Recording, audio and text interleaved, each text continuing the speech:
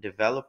Hello everyone, my name is Adrian, your software developer, and today I will showcase to you a simple e-commerce project that can help small businesses and at the same time to build your online presence, to build your brand identity, lalo-lalo na sa mga bagong business na sumulpot dyan at gustong magkaroon ng sariling platform nila sa e-commerce na they own it, na hindi gumagamit ng mga subsidiary or middleman like Lazada or something. So I think this project is for you, and especially sa mga businesses also that has what you call so like 20 to 50 products. I think 50 maximum is enough. Yes, so I'll showcase this simple e-commerce. Bali, explain ko lang, yung project na to ay gumagamit ng Google Spreadsheet, if you're familiar with Google Spreadsheet. So, I'll show you like there's two tabs here. There's products and orders. So gumamit ako ng JavaScript, which is the Node.js platform. I don't want to dig in about that one because it's on the developer side. But yung idea nito is if you fetch lahat ng products mo from your Google Spreadsheet, going to the front end, then the customer will add to cart, then after checkout, then after that pay, then it will post back here sa same spreadsheet kung saan yung order ay makikita. So let's try this. Let's run our project right now. So for the front end, let's see, run dev. Yes, it's running and perfectly fine.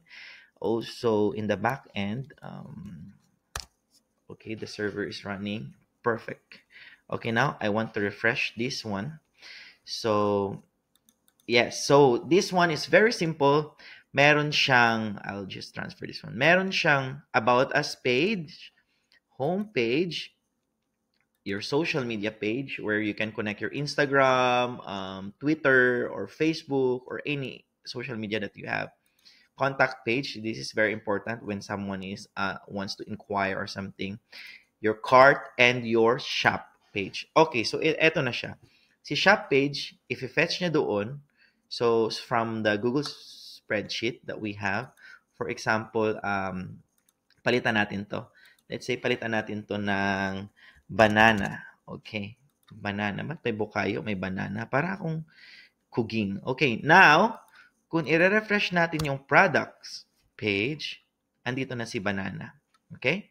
So, yes. So, simple lang siya, guys.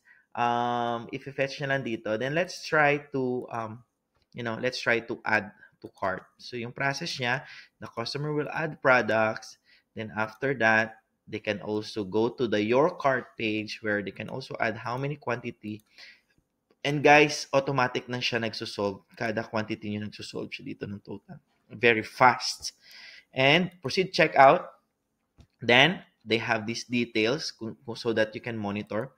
Then, when they put all the details, then place order. After they can place order, there's a thank you page where you can put your, your GCash QR code here. Then, the customer will pay. And there's a payment instruction that there's a 6 alphanumeric code that they can put this one in the note. Yung alam mo yung may note sa GCash.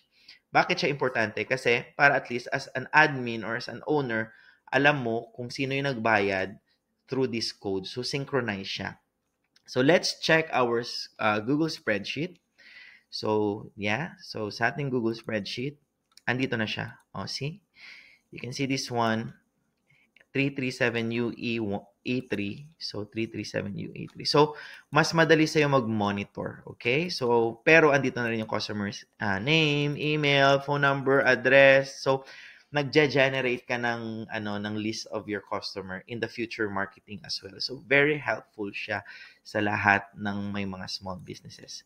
Yes, ayun lang guys. If you like this project, please like and subscribe to my Facebook, to my YouTube, and yes, comment below mine or you can contact me or PM me. So ayun, I want to help small businesses, especially in the Philippines. And yes, that's it. I hope you like the project. Thank you very much.